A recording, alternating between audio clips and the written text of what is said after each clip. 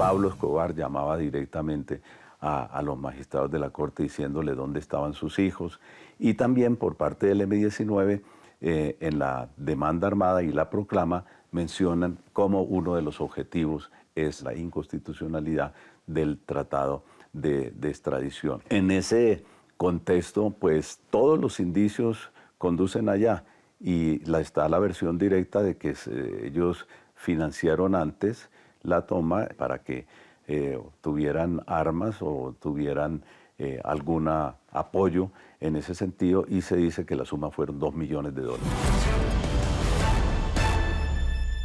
El exmagistrado José Roberto Herrera, quien hizo parte de la Comisión de la Verdad en 1992, justamente para eso, para investigar qué pasó ese 6 de noviembre de 1985, cuando un grupo de guerrilleros del M-19 asaltaron el Palacio de Justicia, el mismo día que sesionaban los magistrados para hablar sobre la extradición, que era, en ese entonces, a lo único que le tenían pánico los narcos.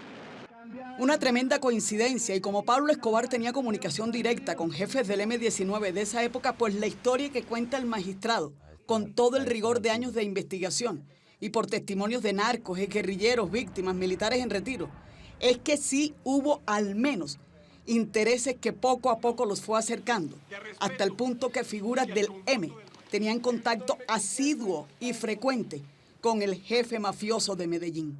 Personas del M-19 pues también proporcionaron alguna información en el sentido que ellos estaban divididos, porque había personas del M-19 que definitivamente no eran partidarios ni del narcotráfico, ni de la lucha contra la extradición, pero otros sí. Eso también hay que tenerlo en cuenta para decir la verdad. Es que sobre ese ataque arbitrario al Palacio se ha dicho mucho y seguramente se seguirá diciendo. Y también sobre este hombre, Pablo Emilio Escobar Gaviria, en esos tormentosos años en que Pablo Emilio Escobar Gaviria era el capo, el amo del terror. Era imposible vivir al menos en paz con esa intimidación cada vez que salió un comunicado con ese logo temerario de los extraditables. O pasaba esto. Detrás de esto, o más bien, al frente de esta matanza selectiva y a veces indiscriminada, casi siempre estaba este rostro. El de un tipo que fue bandido desde chiquito y terminó liderando un grupo de criminales que fue bautizado con agua maldita como el Cartel de Medellín, que intimidó a este país, mató a policías, jueces, magistrados, periodistas, pasajeros de aviones, gente que simplemente caminaba por una calle, candidatos presidenciales. Respecto a los policías fue una brutalidad. Lo del avión de Aviancaso no tiene presentación. Es que la estupidez humana a veces no tiene... Su nombre es Gustavo Salazar Pineda, abogado penalista, y que decidió defender a gente de este clan mafioso y a otros más ante jueces. Le decían, y con razón, el abogado de la mafia, y eso lo sigue disfrutando. Un psicópata, creador, un inteligente, un artista de la maldad. Ese era Pablo Escobar. ¿Quién mató a Galán? ¿Cómo fue eso? Porque hubo un intento antes de matar a Galán aquí en Medellín. El día 4 de julio del 89 falló un atentado en la Universidad de Medellín contra Galán. ¿Quién ordenó ese atentado? Pablo. Pablo, que era un hombre que cuando planeaba algo no le fallaba nada, llamó al mexicano. El mexicano le dijo, ¿qué necesita, Pablo? Necesito que usted con sus hombres me ejecute la muerte. En ese sentido sí tiene participación, pero no fue el ejecutor material. ¿Pablo murió pobre? Pablo murió diezmado económicamente. Forbes decía en esa época que tenía una fortuna inmensa. La dilapidó en la guerra. Le gustaba el fútbol, los bacanales y cocinar a sus amigos. Bueno, al menos eso dice Gustavo Salazar Pineda. Este tipo exuberante también, de pintas estrafalarias y regocijado en esa enorme cantidad de datos que recogió de ese mundo sombrío y marginal.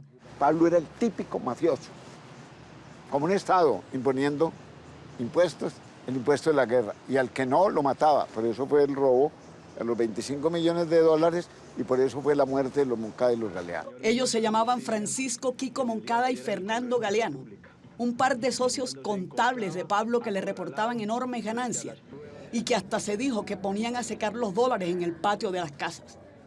Un día le contaron a Escobar, es lo que narra la historia, que ambos le estaban robando un porcentaje. ¿Y quién dijo miedo? Fueron citados a la catedral, ese remedo de cárcel donde el narcotraficante vivía cuerpo de rey, y terminaron oliendo a carne quemada. ¿Cómo fue ese episodio, Gustavo? Yo recuerdo en julio del año 92 que se me dijo por parte de una persona cercana a la familia de Pablo que la catedral andaba mal. Y luego se me dijo por parte de Otto y compañía que le dijeron a Pablo Escobar: maestro, usted luchó contra la extradición, usted puso el pecho, la vida, y a estos hombres se nos salieron de la mano y no pagan la cuota que les toca, el gramaje, como los amarraron, es el término, los secuestraron, la catedral, los asaron, fueron efectivamente cocinados en la cárcel de máxima seguridad, literalmente cocinados. Mi mamá tenía 23 años y vivía con nosotros en un apartamento de millones de dólares. Su nombre es Daniel Escobar, un tipo joven. Tiene 32 años y vive al filo de una montaña lluviosa y nublada por momentos.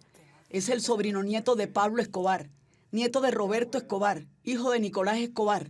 Mi vida también fue extrema, de tener lo mejor del mundo y sentirme en una jaula de oro. Estaba en lo mejor, pero no podía hacer nada. Todo este escrito es en oro, la firma en oro y la huella en oro. Nació el mismo año que murió su tío abuelo acribillado. No le tocó su presencia, pero sí hizo fortuna exagerada y tramposa, que dio hasta para hacer un colegio, solo para ellos. Resulta que abren un colegio para los hijos de los mafiosos de Medellín y para los nietos. No, para mí era normal que... yo me fui para tal lado con mi papá en mi avión. Para mis amigos era normal que tu papá tuviera 100, 200 caballos, 3, 4 fincas como mínimo.